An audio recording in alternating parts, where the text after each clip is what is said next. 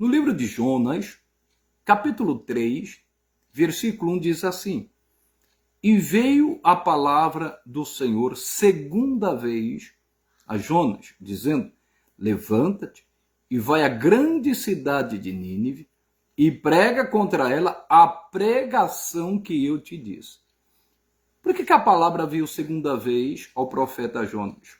Porque na primeira vez ele não obedeceu. Ele fez a sua vontade. Ele partiu para o outro caminho, se rebelando e sendo desobediente ao propósito de Deus, ao chamado de Deus. Como consequência, se você ler o capítulo 1, você verá que em vez de ele ir para Nínive, ele foi para Tarsis. Entrou no navio e só se afundou. Deus teve que enviar uma tempestade. Aquela tempestade veio de Deus, não veio do diabo, para que ele se consertasse e voltasse para o caminho. Então, ele não obedeceu a primeira vez. Deus deu uma outra oportunidade a ele, para que ele pudesse novamente fazer o que ele mandou. O nosso Deus é um Deus de oportunidades. Você pode ter certeza disso. Na Bíblia tem vários exemplos de pessoas que não fizeram o que Deus mandou, que não obedeceram, que não se humilharam diante dele, como Pedro. Quando Jesus falou: Simão, Simão, Satanás pediu para te cirandar, mas eu roguei ao Pai para que tua fé não desfaleça. E tu, quando converteres, confirma teus irmãos. Então, nós sabemos que ele se ensoberbeceu e disse: Senhor, estou pronto a ir preso, estou pronto a morrer pelo Senhor. Esses aí, ele falando dos demais apóstolos, eles podem te abandonar, eu não. E você sabe o que aconteceu, ele negou Jesus 3 vezes. Mas Deus é um Deus de oportunidade. Jesus, depois da ressurreição, aparece a ele e diz: Pedro, tu me amas? E essa pergunta Jesus fez 3 vezes. Por que ele negou Jesus 3 vezes? Porque 3 portas foram abertas. Então essas 3 portas precisavam ser fechadas pelo próprio Pedro. E ele respondeu: eu te amo e tu sabes que eu te amo. Mas não seria melhor ele ter ouvido ao Senhor? Não seria melhor Jonas ter ouvido ao Senhor? Ter obedecido a Deus? Toda aquela coisa ruim, toda aquela desgraça, todas aquelas consequências na vida dele poderia ter sido evitadas. Infelizmente, tem muitas pessoas pagando o preço por uma desobediência ao Senhor. Não está cumprindo o seu chamado, não está cumprindo o seu ministério, não está servindo ao Senhor. E Deus permite algumas tempestades para que a pessoa volte para o caminho. E ele acabou voltando. Deus fez com que até um peixe o engolisse. O preservou. E ali ele ora. E o peixe vomita ele. E ele sai vivo. E Deus deu mais uma oportunidade para ele. Deus está te dando oportunidade. Obedeça a Deus. Faça o que ele mandou você fazer. Eu garanto para você que a obediência traz a bênção. E diz aqui a palavra no versículo 3. E levantou-se Jonas e foi a Nínive, segundo a palavra do Senhor. Era, pois, Nínive uma cidade grande, de 3 dias de caminho. É interessante notar que Deus falou assim: você vai pregar a pregação que eu te disse. E qual era a pregação que ele deveria de pregar? Ele foi, ele obedeceu. Mas que tipo de pregação Deus queria que ele ministrasse à cidade de Nínive, ao povo de Nínive? Diz o versículo 4. E começou Jonas a entrar pela cidade, caminho de um dia, e pregava e dizia: ainda 40 dias, e Nínive será subvertida. Então a pregação que Deus mandou ele pregar era contra a cidade. Por quê? Porque aquele povo, irmãos, para você ter ideia, aquele povo de Nínive, o exército de Nínive, quando capturava um soldado vencido, ele cortava as mãos, eles cortavam os narizes, eles vazavam os olhos, cortavam as cabeças, faziam pilhas. Pode ver isso que eu estou falando, pode pesquisar. Era um povo cruel, violento. Mas Deus queria salvá-los, porque Deus não leva em conta o tempo da ignorância. E aqui, Jonas saiu pregando a palavra que Deus falou. olha, vocês precisam se arrepender, porque senão em 40 dias Deus vai destruir a cidade. Se arrependam do pecado de vocês, da violência de vocês, da maldade de vocês. E diz a palavra no versículo 5, e os homens de Nínive creram em Deus e proclamaram um jejum e vestiram-se de panos de saco, desde o maior até o menor. Porque esta palavra chegou ao rei de Nínive, e levantou-se do seu trono, e tirou de si as suas vestes, e cobriu-se de pano de saco, e assentou-se sobre a cinza, e fez uma proclamação que se divulgou em Nínive, por mandado do rei e dos seus grandes, dizendo: nem homens, nem animais, nem bois, nem ovelhas, provem coisa alguma, nem se lhes dê pasto, nem bebam água. Mas os homens e os animais estarão cobertos de panos de saco e clamarão fortemente a Deus e se converterão cada um do seu mau caminho, da violência que há nas suas mãos. Quem sabe se voltará a Deus e se arrependerá e apartará do furor da sua ira, de sorte que não pereçamos. É interessante notar que essa pregação mexeu com a população. Essa pregação mexeu com o rei. Porque o que dá a entender que eles tinham conhecimento do Deus vivo, do Deus Todo-Poderoso.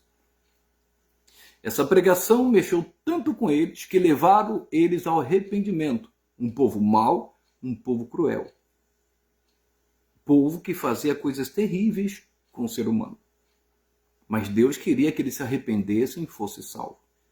A oportunidade de salvação é para todos, independente de quem quer que seja. A vontade de Deus é que todos os homens sejam salvos, independente do que eles estejam praticando agora.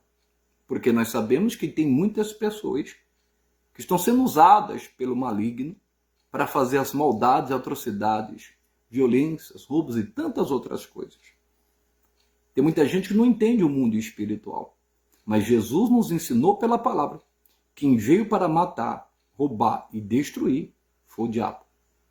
Eu conheço pessoas, que era do crime, que era do tráfico, eu conheço pessoas que um dia roubou, um dia fez coisa errada e hoje, depois de se arrepender, entregou a vida para Cristo e é uma nova criatura. Porque a Bíblia diz que aquele que está em Cristo, nova criatura é. As coisas já passaram e tudo se fez novo. Tem testemunhos de pregadores que a gente vê nas redes sociais, que era do tráfico, que era do crime, já foi preso, já fez parte de facção, mas o evangelho foi pregado lá. E que tipo de evangelho foi pregado para eles? De arrependimento. Assim como o profeta João Batista, quando foi preparar o caminho do Senhor, a primeira mensagem foi de arrependimento. A primeira mensagem de Jesus foi de arrependimento. No dia de Pentecoste, quando Jesus batizou 120 com o Espírito Santo, a primeira mensagem, a mensagem de Pedro foi de arrependimento, foi de conversão. Porque essa mensagem precisa ser pregada para que as pessoas reconheçam que elas precisam de Deus. Que o salário do pecado é a morte. Elas precisam conhecer essa verdade, porque um dia vai haver o acerto de contas, o dia do juízo. Assim como Deus usou o profeta dizendo, você vai pregar essa palavra. E foi essa palavra que ele pregou e levou o povo ao arrependimento. Ao ponto de o rei proclamar um jejum na cidade. Era um total de 120 mil pessoas. Mas também ele ordenou que até os animais deveriam jejuar. Ele disse, quem sabe, Deus se volta e se arrepende de fazer o que ele tinha dito. E eles se vestiram de sacos de cinza, se humilharam diante de Deus. Essa pregação surtiu efeito, porque diz a palavra no versículo 10. E Deus viu as obras deles, como se converteram do seu mau caminho.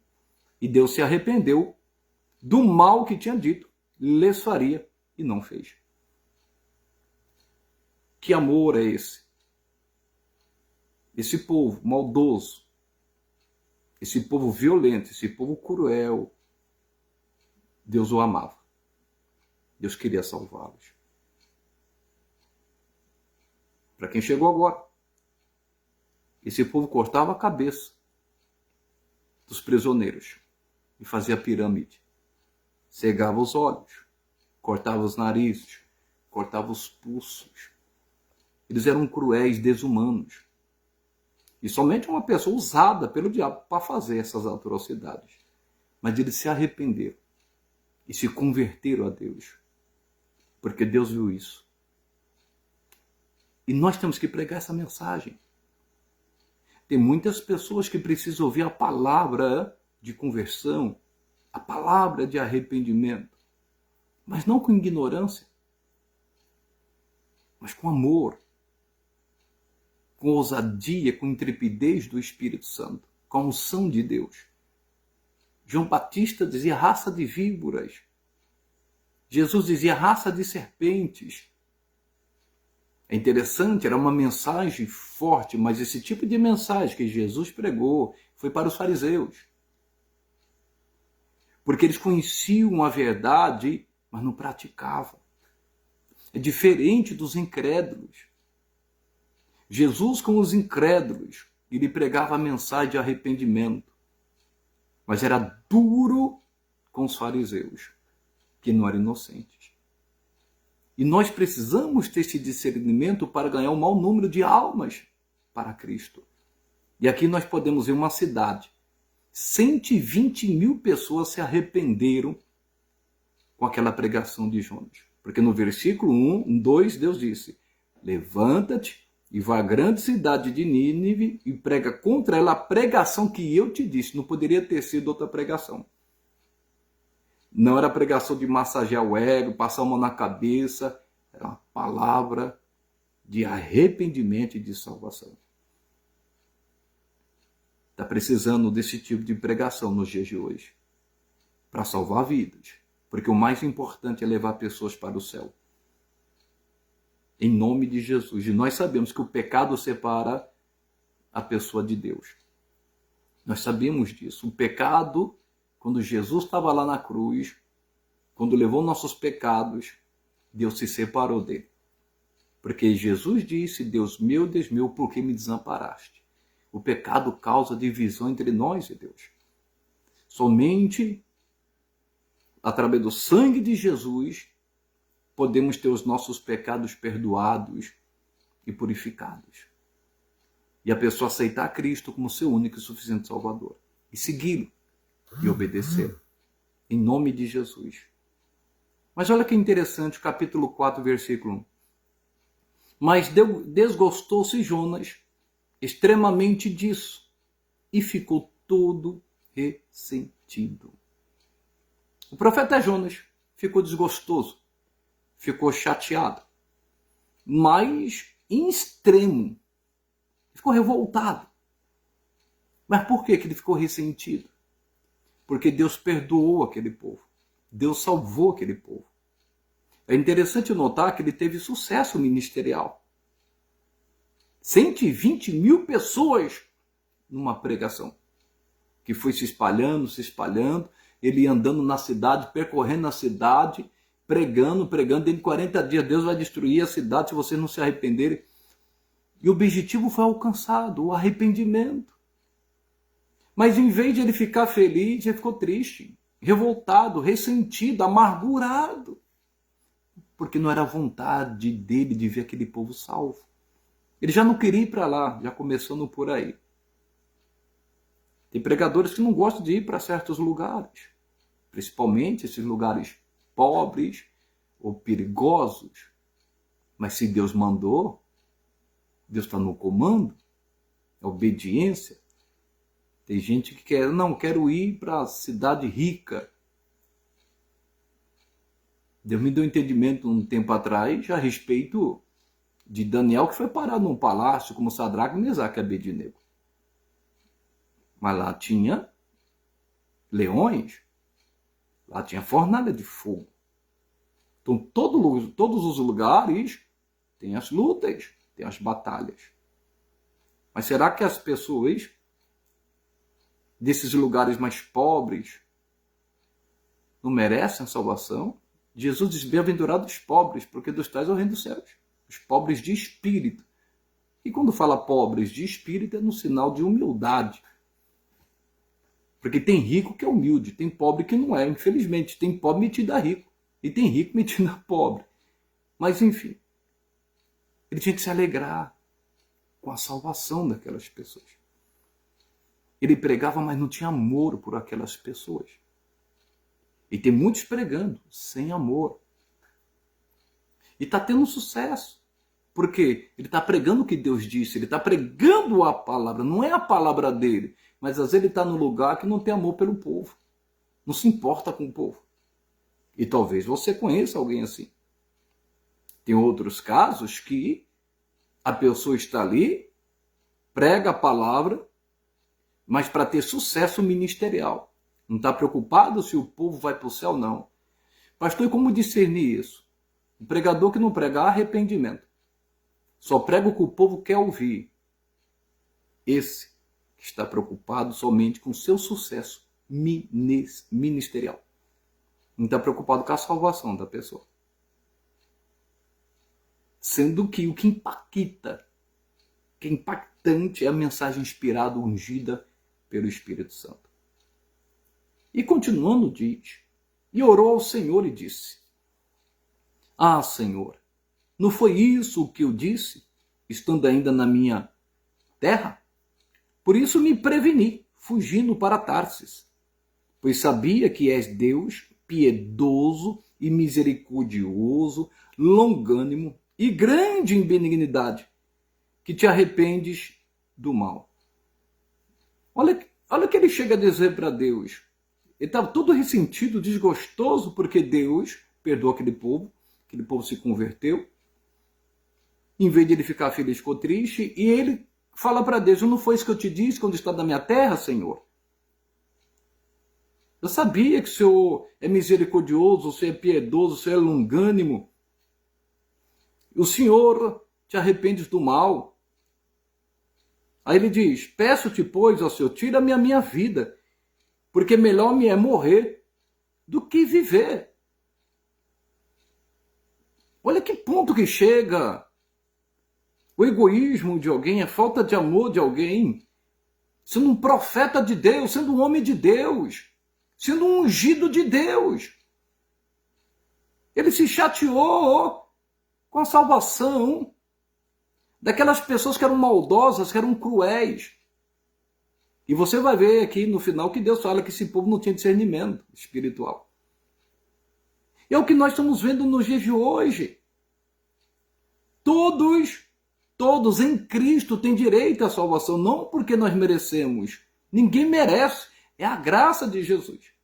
Jesus quer alcançar os traficantes, os bandidos, os idólatras, os macumbeiros, os homossexuais, os mentirosos, os briguentos. Jesus quer alcançar todo, o enganador, a prostituta, todos. Jesus ama todos. Os políticos, independente de quem quer que seja, as autoridades. Ele quer alcançar todos. Ele quer alcançar os ateus. Quantos ateus que não têm se convertido? Ele quer alcançar todos os religiosos. Mas às vezes, irmãos, nós achamos que tem pessoas que merecem ser salvas e outras não. Por causa da maldade que ela está fazendo. Mas você sabia que um maldizente não vai herdar o reino dos céus? O murmurador? Assim como os ladrões? Como os roubadores? Está lá, não sei o que estou falando, não. Você fica maldizendo, fica falando mal, fofoca, não vai entrar no céu, não. Leia lá a primeira carta aos Coríntios 6:10. Leia Apocalipse 21. Leia a carta aos Coríntios, Gálatas, perdão, capítulo 5, versículo 18 em diante. Só lê lá. Tem pessoas que querem medir o pecado. Irmão, pecado é pecado. Claro que tem pecado que é mais grave. Mas tudo é pecado. Mas Jesus perdoa os pecados. O apóstolo Paulo, que era Saulo de Tarso, irmãos, ele respirava a ameaça de morte para acabar com os filhos de Deus. Ele perseguia a igreja de Cristo. Ele mandava matar, irmãos. Apedrejou, Constantino na morte de Estevão apedrejando. E tantos outros, perseguia, matava, prendia crianças, homens, mulheres, as pessoas reunidas nas casas, ele acabava com tudo. Se converteu, irmãos. E foi, depois de Cristo, um dos maiores pregadores que já existiu na face da terra. Quem escreveu o livro de Romanos, as 2 cartas aos Coríntios, Gálatas, Efésios, Filipenses. No meu entendimento, ele escreveu até o livro de Hebreus. As cartas paulinas, ele escreveu a maioria do Novo Testamento. Um homem que era mau, cruel, que mandava matar, que matava, respirava ameaça de morte, ficava ameaçando. Foi um grande homem de Deus. Mas cadê esse amor? E Jonas falou, sabia que o Senhor ia perdoar esse povo, porque o Senhor é bom, porque o Senhor é longânimo. Nós temos que ter esse coração, pessoal. Esse coração, nós devemos orar a Deus. Deus, me ajuda a ter um coração segundo o do Senhor. Esse coração que é longânimo, quer dizer, que tem paciência de suportar ofensas. Esse coração benigno, misericordioso. Nos ajuda, Deus, a ter compaixão pelas almas, a ter empatias por ela. Aí ele chega ao ponto de dizer, tira a minha vida, que é melhor eu morrer do que viver, do que ver esse povo salvo, liberto. Então tira a minha vida. Que ponto que chega um pregador de sucesso, mas sem amor. E disse o Senhor, é razoável esse teu ressentimento? Em outras palavras, que razão você tem para ficar ressentido, magoado? Você não tem razão nenhuma. Então Jonas saiu da cidade e assentou-se ao oriente da cidade. E ali fez uma cabana e se assentou debaixo dela, à sombra, até ver o que aconteceria à cidade. Sabe o que Jonas fez? Ele se afastou da cidade. Ficou ao longe, assentou-se ali, fez uma cabana para ele e ficou vendo o que iria acontecer à cidade. Sabe o que ele estava esperando acontecer ainda? A destruição da cidade. A destruição daquele povo como Sodoma e Gomorra. Se em Sodoma e Gomorra tivesse pelo menos 10 justos, Deus não teria destruído a cidade. As pessoas não entendem a misericórdia de Deus. E ele estava esperando Deus se vingar, Deus fazer alguma coisa, que Deus pesasse a mão. Você conhece alguém assim? Que está querendo que Deus pese a mão em alguém, por causa da maldade que ela fez? Fica maldizendo a pessoa? E às vezes não se escandalize, pastor, aquele que se diz profeta, apóstolo, evangelista, mestre, ministro de louvor, um obreiro, um presbítero, um membro já antigo, está esperando que Deus pese a mão, está torcendo contra. Por isso que nem todos que são de Israel são israelitas. Você precisa buscar discernimento de Deus. E eu creio que tem alguns que já viram tanta maldade. Não estou falando fora da igreja, não. Dentro da igreja. Tanta mentira. Quantos? Por isso não se escandalize. A Bíblia diz que é necessário que venha escândalo para que os fiéis apareçam. Está na Bíblia isso. Quantos tentam destruir a reputação de alguém fiel? Isso não é novo. Mas você precisa guardar o seu coração. Ficar firme em Cristo. Não deixar Jesus por nada. Porque esse tipo de pessoa ainda existe nos dias de hoje. Pessoas maldosas. Pessoas que não querem ver o bem, a salvação de uma pessoa porque falou mal, criticou, fechou a porta, ou está perseguindo, ou falou mal de alguém da sua família e está desejando mal. Que amor é esse? Que cristianismo é esse? Tem gente que quer se vingar. Deus tem que se vingar dessas pessoas. Eu li um livro há muitos anos atrás. E o título é assim, Em Seus Passos, o que faria Jesus? É sensacional, é um best-seller. A pessoa tem que parar e falar assim, Jesus faria isso? Uma certa vez falaram para Jesus, os amigos mais íntimos de Jesus. Jesus tinha 3 amigos íntimos. Ele tinha 12 apóstolos, 12 discípulos, mas 3 eram os mais íntimos. Pedro, Tiago e João. todos os três, os mais íntimos, fizeram besteira, falaram besteira. Pastor é. Uma certa vez, Jesus estava indo para Samaria e falou para os discípulos: vai na minha frente e prepara lugar lá em Samaria. Só que os samaritanos não se davam com os judeus. E eles não queriam receber Jesus. E Tiago e João, os íntimos de Jesus, porque até os íntimos falham, irmãos, porque não tem entendimento ainda não cresceu. Falou: só quer que a gente ore para que eles desçam um fogo do céu e consuma todos eles como Elias fez? Jesus parou e falou: vocês acham que eu quero a destruição dessas almas? Eu não vim destruir essas almas, vim salvá-las. Eles interpretaram errado aquele fogo que Deus desceu do céu quando Elias orou. Interpretação errada. Por quê? Eles estavam na escola do discipulado. Jesus está discipulando, ensinando eles. Se você depois perceber, você vai ver que o apóstolo João escreve o Evangelho e as 3 cartas de João, como também o Apocalipse, né? E ele, meus filhinhos, e começa a falar do amor de Deus. Mas ele aprendeu. Os íntimos também erram. Pedro, quando Jesus falou: e tu? E vocês, quem diz que eu sou? Pedro falou: tu és o Cristo, filho do Deus vivo. Quando Jesus falou que iria ser preso e ia morrer, Pedro chama ele de canto, fala para ele assim: de maneira nenhuma isso vai te acontecer. Jesus falou: pá de mim, Satanás. Deus tinha acabado de usar a boca dele, agora quem usou foi o diabo. Pessoas íntimas de Cristo. Porque estavam no processo do amadurecimento. Quando amadureceram, cresceram, tiveram discernimento. E eles mesmos falam nas suas cartas do amor de Cristo.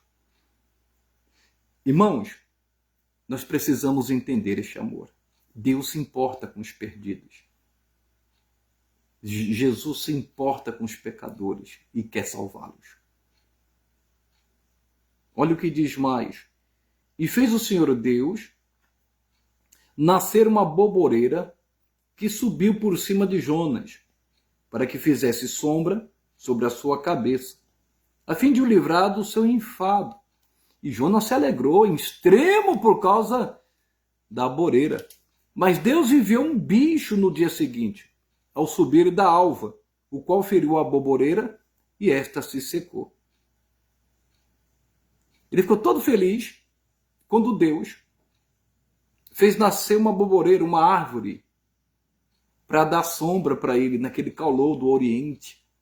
E ele ficou, irmãos, extremamente alegre, porque ele estava cansado, fadigado, com calor, e Deus fez isso para ele.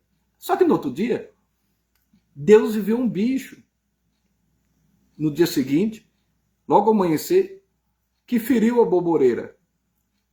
A lagarta consumiu aquela árvore. Aí diz, continuando, e aconteceu que, aparecendo o sol, Deus mandou um vento calmoso oriental, e o sol feriu a cabeça de Jonas, e ele desmaiou, e desejou com toda a sua morte morrer, com toda a sua alma morrer, dizendo: melhor me é morrer do que viver. Mais uma vez ele pediu a morte. E por que ele pediu a morte agora? Está desgostoso.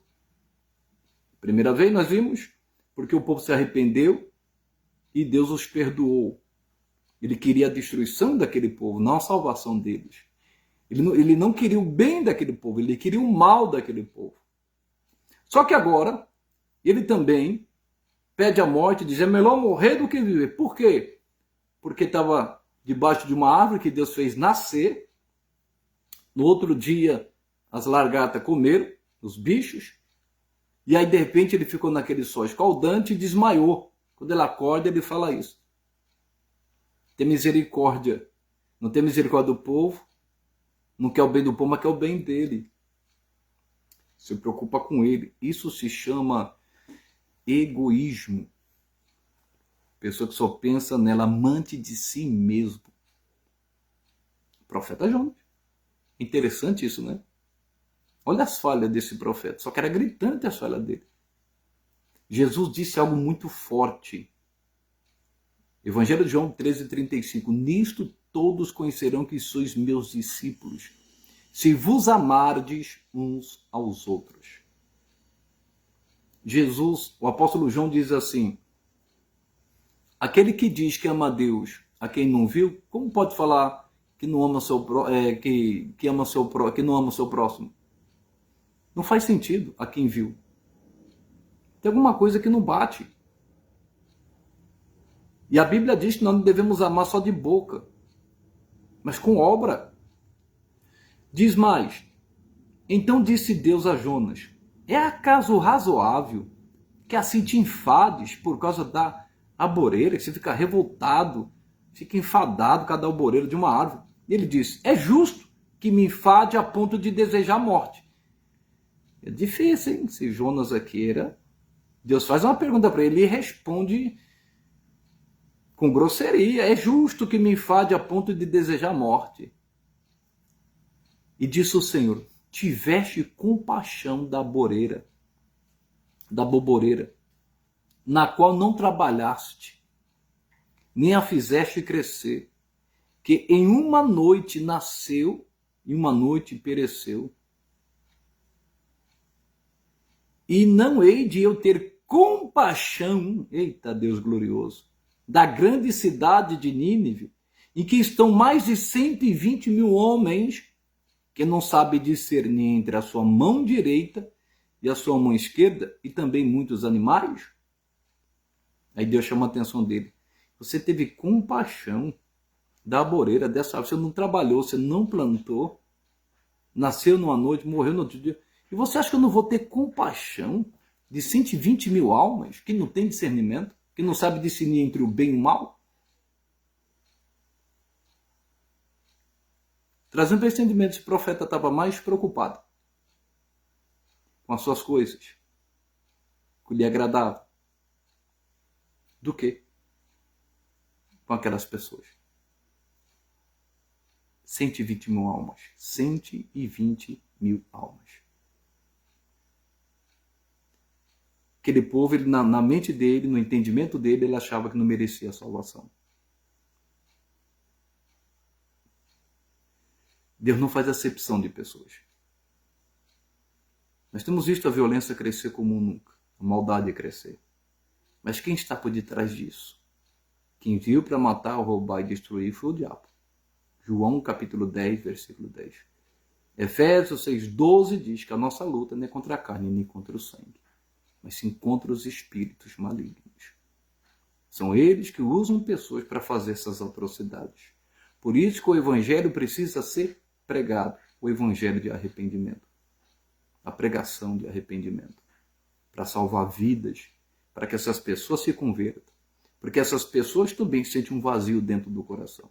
As prostitutas, os homossexuais, os idólatras, os macumbeiros, os budistas, os maometanos, tantos outros, os hinduístas, os ateus. Jesus morreu por todos. E tem muita gente agindo como Jonas, classificando certas pessoas, certos tipos de pessoas que não têm direito à salvação, está desejando até o mal a elas. E eu quero dizer para você, isso não é de Deus, isso não provém de Deus. Primeira carta a Timóteo 2,5, a vontade de Deus é que todos os homens sejam salvos. Capítulo 2, 4 e 5. Essa é a vontade dele. Temos que nos alegrar quando um pecador se arrepende. Alegria no céu. Temos que orar a Deus para que Deus levante homens de Deus de verdade, mulheres de Deus de verdade, que têm amor pelas almas, que têm compaixão pelas almas e que tenham compromisso com a palavra e pregue o que Deus manda pregar e não o que o povo quer ouvir. Porque esses tipos de profetas estão surgindo também nos dias de hoje. Está pregando o que o povo quer ouvir e, como consequência, está impedindo essas pessoas de entrar no céu. Porque ele também não vai entrar. E essas pessoas também não vão entrar. Porque ele não tem amor pelas pessoas. Está preocupado com o sucesso de seguidores, curtidas nas redes sociais. Ele está preocupado com lucro, com tantas outras coisas, menos com as almas. Mas Deus tem os seus remanescentes. E louvado seja Deus por isso. Que estão espalhados nesses 4 cantos da terra, que estão pregando o amor de Cristo, pregando a compaixão de Deus, pregando a verdade, curando, libertando, expulsando demônios, falando de Jesus, falando do seu grande amor. A Ele toda a honra, a Ele toda a glória.